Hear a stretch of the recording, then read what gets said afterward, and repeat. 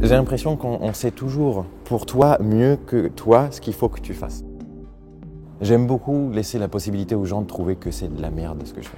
Parce que moi je sais que ça a de la valeur, je sais que c'est mortel. Ce que je fais, c'est un truc de dingue, je passe ma vie à faire ça. Ce qui est émouvant de ça, c'est quand les gens ont la possibilité de trouver ça joli, moche, d'aimer. C'est laisser l'opportunité aux gens d'exister dans cette œuvre qui me plaît.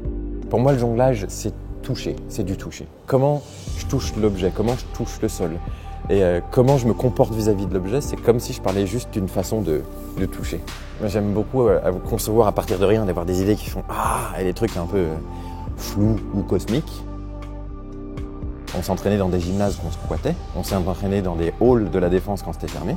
Et Circus Next, j'ai postulé parce qu'on en avait besoin. Quand on a montré l'étape de travail qu'on a été lauréat, la semaine suivante, on a trouvé 4 semaines d'espace de travail de résidence et des financements.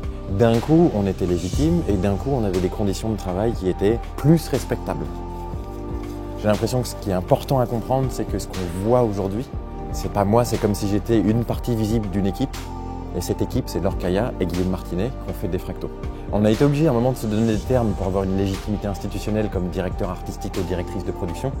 La réalité, c'est que depuis le départ, on a toujours travaillé sur un 100% consensus sur absolument toutes les décisions. Globalement, c'est comme si on inventait une nouvelle langue à chaque fois qu'on faisait un spectacle. Et bien, créer un spectacle, c'était hyper long. Et je me suis toujours senti nul. Parce que c'est comme si tu étais un bébé à chaque fois. Tu arrives et tu veux parler à des gens parce que tu sais que tu as des trucs à dire et tu arrives et tu fais... Aujourd'hui, j'ai l'impression qu'on a suffisamment d'outils pour pouvoir être spontané. On est en train de travailler sur un projet qui s'appelle Croûte et c'est un des projets que j'aime le plus de ma vie. Il est vivant déjà. En vrai, je veux te dire, je sais même pas s'il est fini et je m'en fous. Je pense que le conseil que j'ai reçu de mes parents, c'est 3 choses. C'est travail et lâche rien, c'est lâche rien et c'est lâche rien jamais.